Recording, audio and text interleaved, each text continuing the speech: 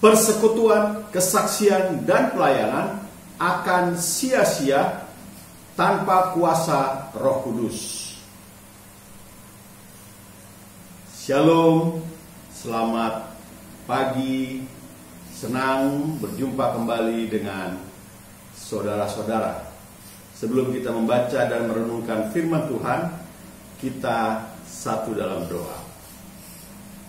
Terpujilah Allah, Engkau yang kekal, yang membangunkan kami pagi hari ini dengan tubuh yang sehat, segar, kuat, tidak kurang suatu apapun. Kami hendak membaca dan merenungkan firman-Mu. Bimbing kami dengan Roh Kudus-Mu, agar kami mampu memahami kehendak-Mu dalam bacaan yang akan kami baca. Berfirmanlah ya Tuhan, kami anak-anak-Mu siap mendengarkannya. Amin. Sabda Bina Diri ke-723, Minggu 31 Mei 2020. Bacaan kita terambil dari Yoel 2 ayat 28 sampai 29. Saya memberi judul renungan ini, Kuasa Roh Kudus Meneguhkan. Bacaan kita 2 ayat, saya bacakan buat saudara-saudara sekalian.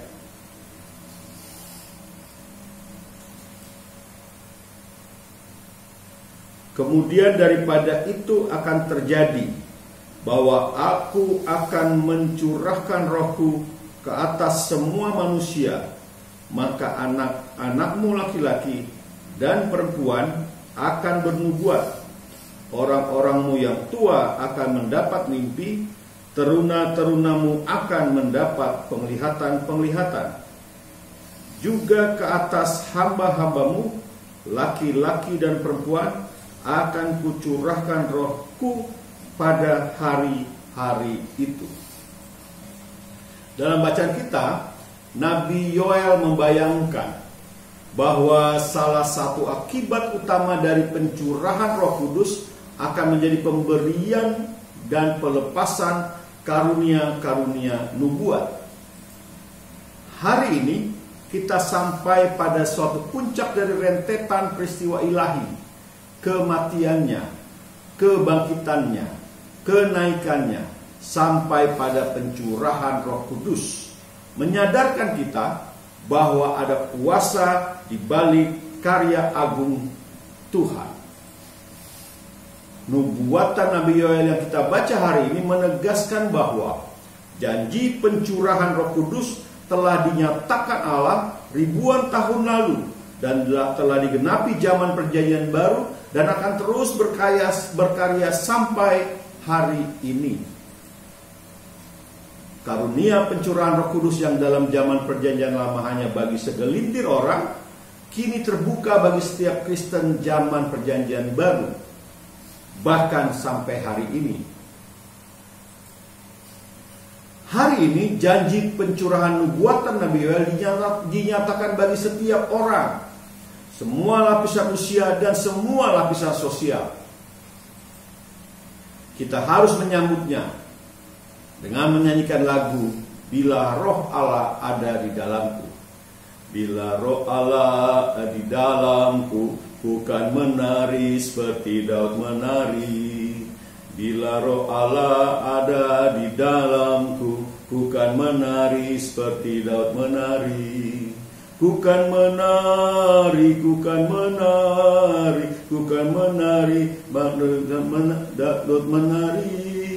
Bukan menari, bukan menari, bukan menari seperti Daud menari. Melalui berbagai cara, Roh Kudus menyatakan hal-hal dari Allah kepada umatnya. Nubuat, mimpi, dan penglihatan. Ini merupakan pengajaran bagi kita bahwa Allah mencurahkan Roh-Nya kepada siapapun dan dengan cara apapun. Saudara-saudara terkasih, Alkisah ada seorang pendeta yang sedang galau.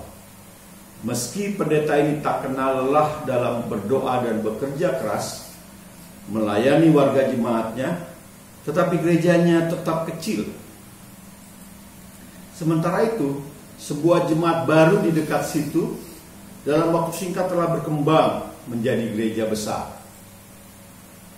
Tapi ketika memikirkan para warga jemaatnya yang pemabuk, pecandu narkoba, penjudi, preman, yang telah ia bimbing kepada juru selamat dan jalan hidup yang baru, seketika itu juga galaunya sirna.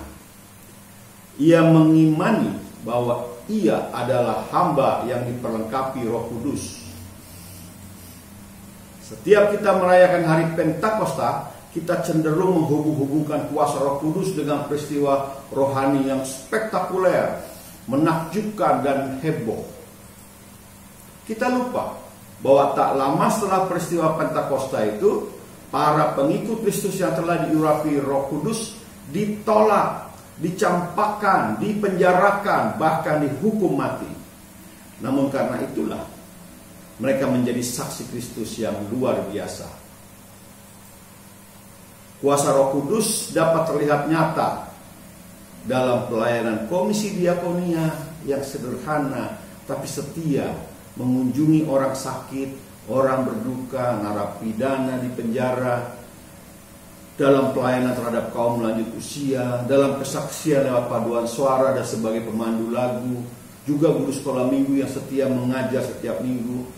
Kuasa Roh Kudus nampak nyata di situ.